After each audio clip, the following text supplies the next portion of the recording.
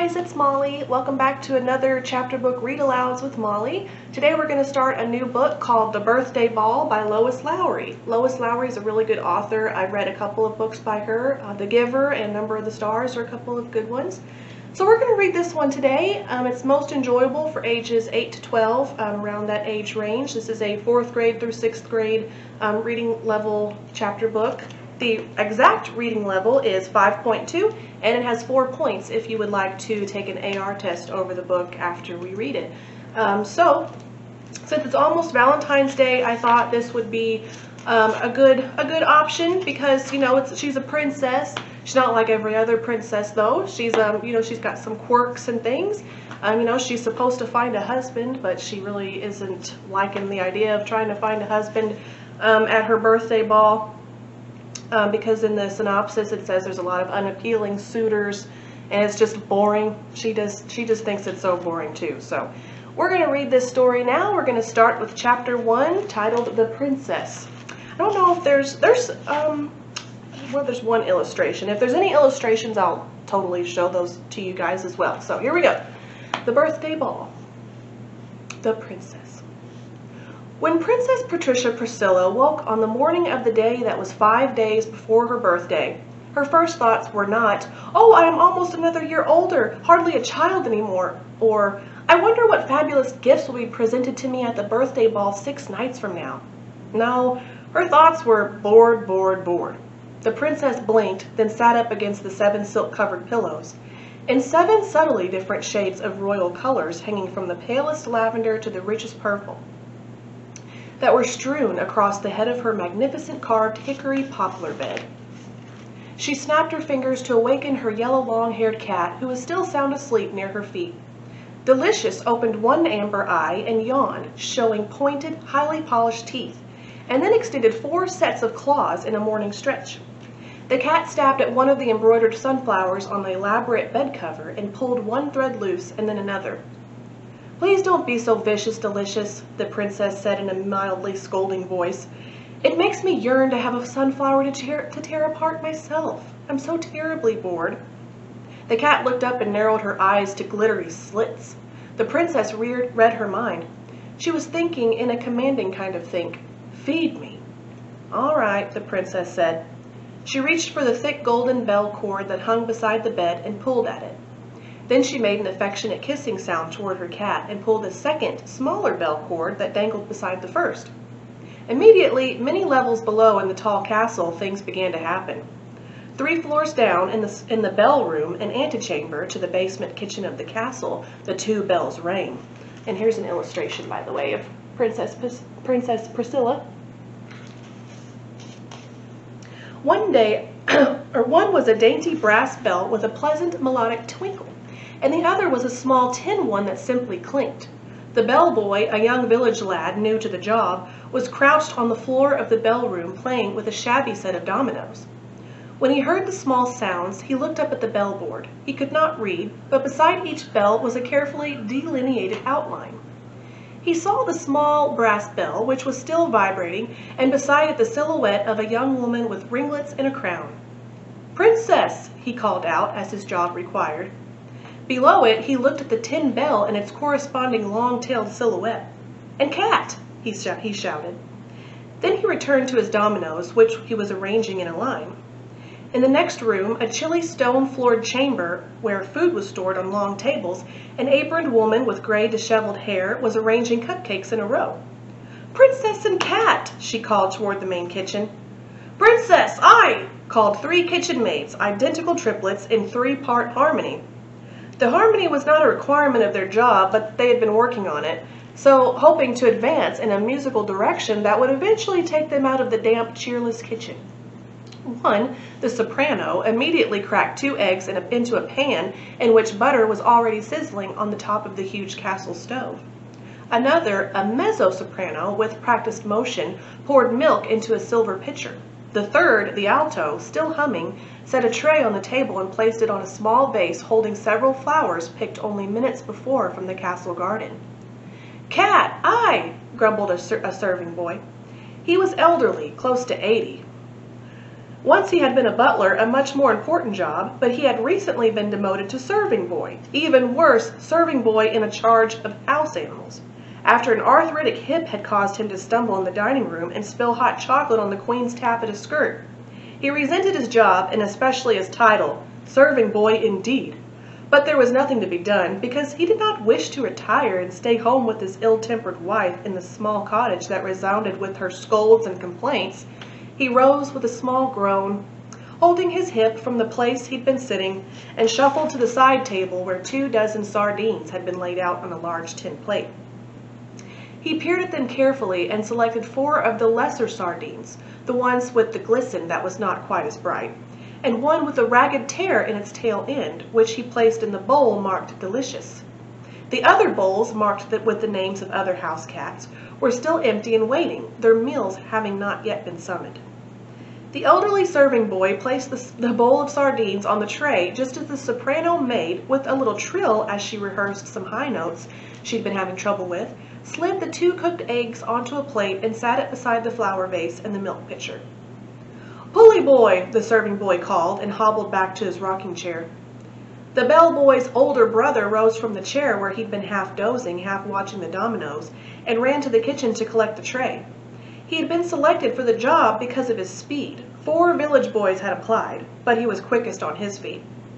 The pulley boy ran, the tray so steady on his hands that not a drop of milk appeared over the lip of the little pitcher, into the long hall lined with 17 square wooden doors, each painted with a silhouette just above its latch. Because he was accustomed to his job, the pulley boy no longer had to examine the silhouettes. He went immediately to the door designated for the princess's bedchamber. He lifted the latch, opened the door, placed the tray onto the wooden shelf suspended within, and pulled the thick rope, which lifted it 3 floors above so quickly that the eggs did not cool. "Princess and cat aloft!" he called loudly while the tray rose through the thick walls. "Princess and cat aloft aye!" the entire population of the castle kitchen murmured, heads nodding, and went back to their work. The pulley boy settled again in his chair. His younger brother, the bellboy, set the last domino carefully on edge, then tapped it and watched the line collapse. He clapped his hands in delight. At the same time, he remained alert, listening, waiting for the next bell to ring, for that was his job. Above, in the bedchamber of Princess Patricia Priscilla, a young chambermaid with freckles took the breakfast tray from its wall opening and placed it on a small round table by the window. She salted the eggs, poured milk into a pewter goblet, and set the cat's bowl of sardines on the floor beneath the tablecloth. The cat, who always breakfasted at the princess's feet, leapt from the bed, ran to the bowl, and sniffed. "It's nutritious, delicious," the princess told her pet. She said that every morning. It amused her. "Happy Monday before your birthday, Princess Patricia Priscilla," the chambermaid murmured.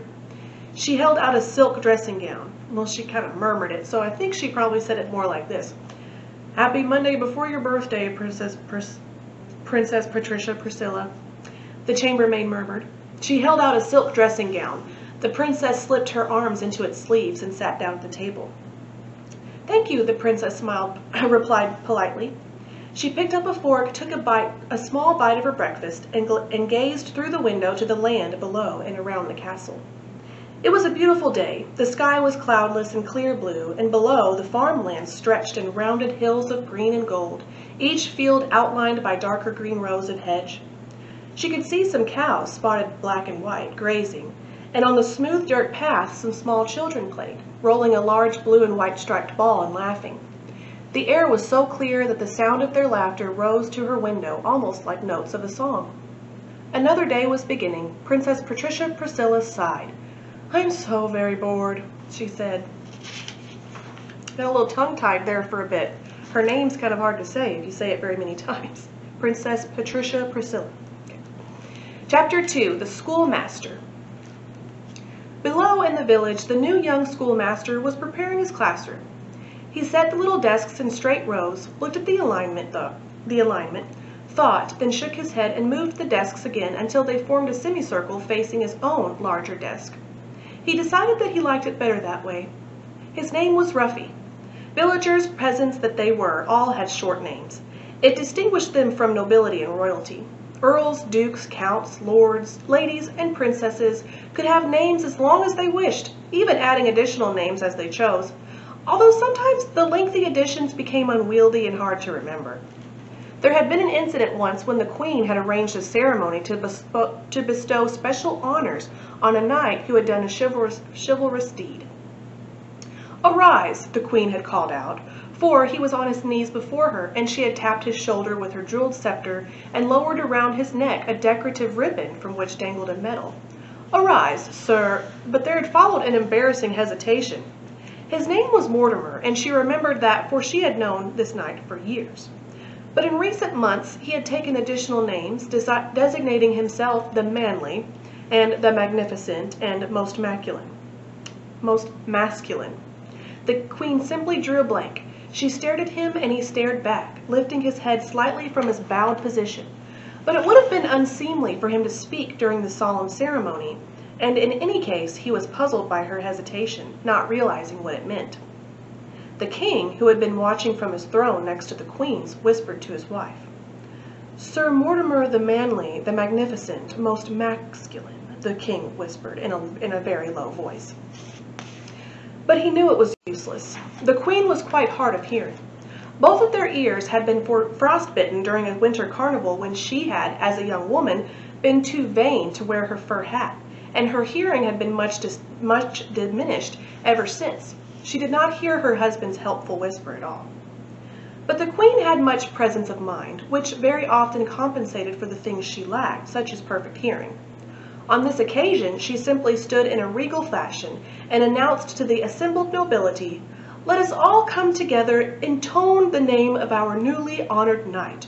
Ready?" She held up her scepter. "Sir," she began, and then looked at the gathered people expectantly. The King had a large baritone voice. "Sir Mortimer," he intoned. Finally, the entire audience, which was made up of 40 earls, 22 dukes, many spouses and concubines, 3 buffoons, and a barrister, perceived what was expected of them. "Sir Mortimer the Manly, the Magnificent, most masculine," they intoned, and the knight arose. No such problem ever took place among the peasant populace. Their names, like that of the young schoolmaster, were short and easy to say: Nell, Jack, Will.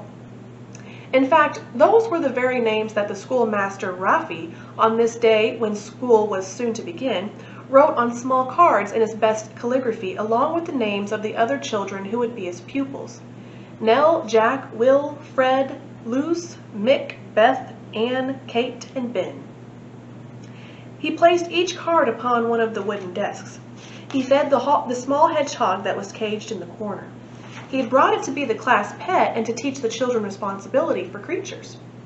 He placed the large orange dunce cap in a highly visible spot in order to discourage misbehavior. Rafi remembered from his own childhood and school days how humiliating it was to wear the dunce cap. Though he had always been a good student, diligent at his lessons, from time to time he had indulged his own sense of fun in ways that the stern schoolmaster, Herr Gutmann, had disapproved of. As punishment, he had been ordered to don the humiliating orange cap and stand in front of the class. Now, Rafi supposed, as schoolmaster himself, he would have to punish misconduct. He dreaded the moment when he would be forced to place the dunce cap on the head of one of the fun-loving children who were to be his pupils. He could hear them outside, the village children, playing with a ball in the path. Soon it would be time for school to begin. He was a little nervous now on his first day at the job. He had studied teaching methods at the academy, and he had done well there, excelling at inscribing and declaiming. He considered himself very good at games of imagination and moderately adept at proverbs, but his mathematical calculations were a little weak, he knew, and he was very lacking in stern demeanor. "You must try to curb your affability," the teaching methods professor had said at his evaluation. "Work at being stern." "I do try," Rafi said. Here's Rafi and his old professor in the illustration. "Your face makes it difficult, I know," the professor said sympathetically. "My face?" No one had ever commented on Rafi's face before except his mother. He remembered dimly that she had always called him the bonniest of her boys, a sweet little joke between them because he was her only son. His face was actually fairly ordinary. His bright brown eyes were flecked with yellow, and he had a high forehead onto which his brown hair often fell, though he brushed it back so frequently with his hand that it had become a habit. "A stern face," the professor exclaimed, "requires that the mouth be set in a line, like so," he demonstrated, setting his mouth by pulling it tightly against his teeth. He looked quite fierce, actually, when he did it, and Rafi was a little unnerved. "And the forehead should be furrowed," the professor went on. "With the forehead furrowed, the eyebrows quite naturally fall into a state of increased bushiness, like so." He demonstrated again, this time setting his mouth at the same time furrowing his forehead. "It's an extremely stern look," Rafi agreed, feeling quite uncomfortable at the sight of it. "Yes, well, work at it." "Yes, sir." "Your face falls into affable lines. The corners of your mouth turn up, not good for a schoolmaster. It deceives the children." "Oh, I certainly don't want to be guilty of deceiving the children," Rafi had said. It was something he felt most strongly about. Now it was his first day as schoolmaster, a day that had come upon him sooner than he had expected because of the sudden retirement of the previous teacher, who had held the job for many years. Arranging his classroom, Rafi tried also to arrange his face. He furrowed his brow and set his mouth in a line. It was hard to hold it that way because it ached a little. There he is trying to have that straight face. And though he didn't realize it, the corners of his mouth kept creeping out into the beginning of a smile. Herr Gutmann, Rafi's own teacher from his childhood, had been gray-haired and bearded. Rafi, in contrast, was quite young, only 18. He had completed his studies and had been preparing for an apprenticeship in a distant domain when quite suddenly he had been called back to his village, the very one in which he had been born, because of the sudden departure of Herr Gutmann. He had not been told why Herr Gutmann had left, but it was rumored that the love of his life, a woman named Gertrude, had been widowed and had sent an imploring letter from the distant domain where she lived, saying she was now lonely. Thinking of it, Rafi wondered what it might be like to have a love of one's life. It had never happened to him. What was love anyway? He wasn't certain. He thought of the females he knew well. His mother? Oh yes, he had loved her. He remembered her singing him to sleep when he was small, but she had died not long after giving birth to his little sister, when he was still a tiny boy. She was buried now in the churchyard down the lane from the schoolhouse. He had tipped his hat in her honor as he had walked past this very morning. His sister? He had loved her too, but sadly she also was lost to him forever. She had simply disappeared while he was away pursuing his studies. When Rafi, on returning from the teacher's academy, had asked his father about the whereabouts of his sister, the burly, loud-voiced man had wiped some breakfast grease off his beard with one hand and bellowed, "Useless things, girls! I sold her!" and would give no further explanation. So he had mourned his beloved sister ever since, and without even a grave toward which he could tip his hat. Other females? Well, he had a cousin, but she was a dull girl who tended to talk too much and aimlessly telling long, tedious stories with no point to them. Then there was Aunt Chloe, who worked as the cook at the castle, but she had whiskers and warts. Rafi knew that beauty was within, but when the without had whiskers and warts, it was hard to venture beyond. Anyway, none of those, he thought, had anything to do with the love of one's life. It was a concept he would probably never understand. Rafi sighed and stopped thinking about love and what it might mean, realizing that it would probably never come to him. He would love teaching and would love his pupils. Perhaps that would be enough. Carefully, he stacked his papers on his desk in a tidy pile. He cleaned his fingernails one more time with a small knife that he kept in his pocket. Then he took out his handkerchief and wiped the dust once again from his shoes. "I will do my best to be a good teacher." He said it to himself 2 more times. "I will do my best to be a good teacher. I will do my best to be a good teacher." Then he looked at the carved cuckoo clock on the classroom wall. It had been his mother's, but he didn't want to think about that. It made him sad. The clock told him that it was time. He took a deep breath and went to the doorway to ring the bell that summoned the village children to school.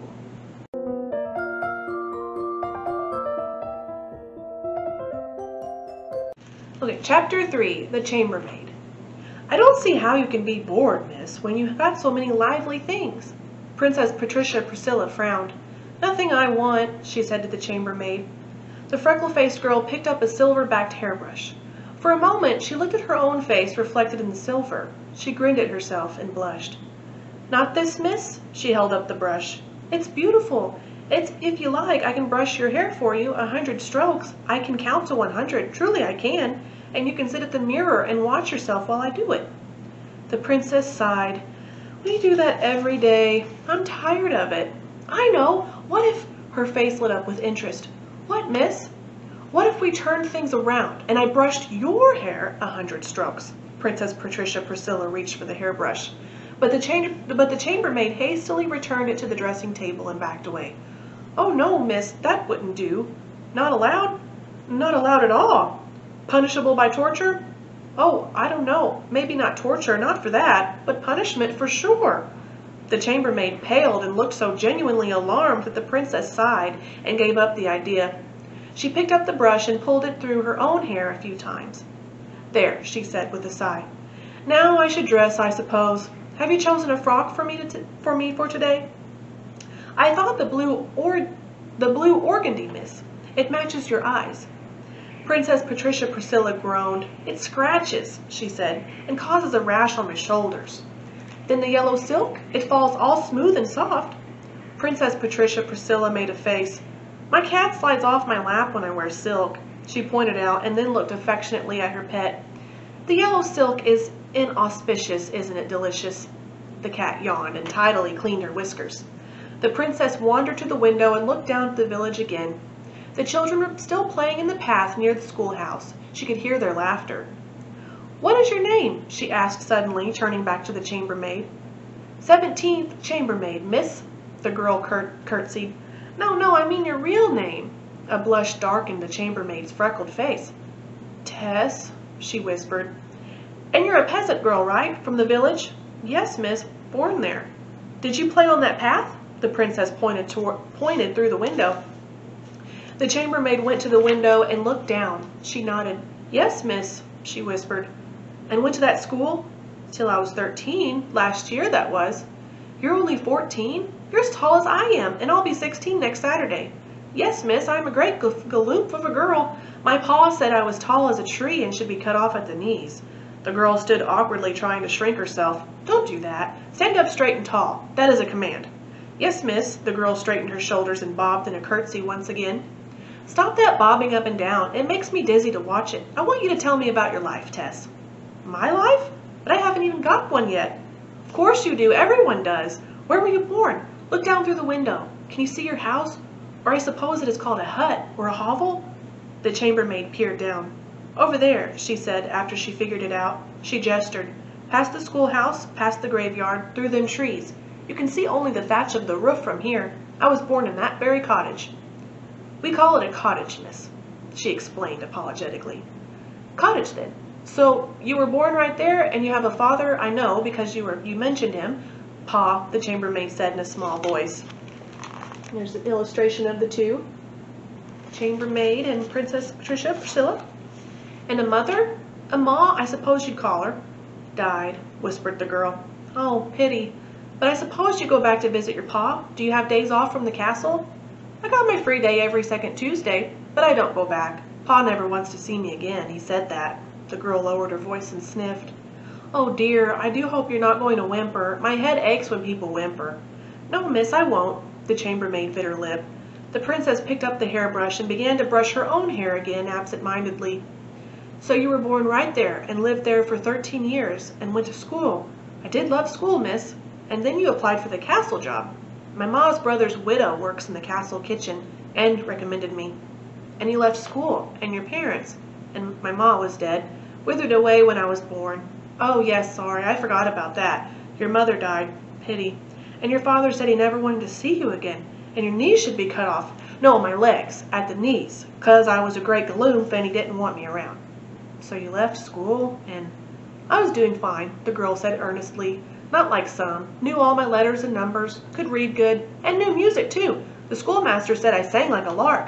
"A lark? Indeed! And you sing still?" "Only down in the kitchen, not allowed anywhere else in the castle." The princess set down the hairbrush and took off her dressing gown. She opened the door of the large wardrobe to examine the long rows of frocks and gowns and many colors and fabrics. She frowned in indecision. In the kitchen, the chambermaid went on, her excitement increasing in the telling, we all sing. The 3 serving girls, they can sing in parts. They practice all the time. And sometimes cook. She beats time with a wooden spoon. And even the serving boy, though he's old and has false teeth that whistle, even when he comes in on the choruses and the tra-las. And the pulley boy, the chambermaid closed her eyes and sighed. Pulley boy, the princess turned from the wardrobe. Yes, miss. Him that pulls the food up from the kitchen. He's the fastest boy on his feet, and steady, never a drop spilt. He can't read, but he sings like an angel, the chambermaid added, blushing. And he's handsome, too. Princess Patricia Priscilla began to laugh. I expect I'll be hearing more about the pulley boy, but not now. No, miss, now you must dress, the chambermaid reassured her attentive attitude. Have you decided what gown? I have, and now I'm going to give you a command. Yes, miss? And what must you do when given a command? Obey and curtsy first. Even if it's an odd command? Yes, miss, I suppose so. The chambermaid looked a little uncertain. Tess, commanded the princess, take off your clothes. Oh my goodness. She's probably going to dress her up in some of her ball gowns, maybe, because it sounds like she's starting to become friends with Tess a little bit. So, you know, maybe when we read through these next chapters, we might start to see a friendship form, because that seems to be what is going on now. So we're going to stop there with after chapter 3. We're going to start off next week with chapter 4. So I hope that you're enjoying this book so far, and if you have any questions or comments, feel free to put them on the post on our Facebook page, on the Boonville Library's Facebook page, where I post the video on there, since comments are always disabled on YouTube. So if you have any questions or comments, you can put them on the Facebook page. So and don't forget to like and subscribe to our YouTube channel if you're enjoying the chapter book readings and the crafts and all the fun stuff that we've been putting on there. So stay tuned next week for another reading of The Birthday Ball by Lois Lowry, and have an awesome weekend.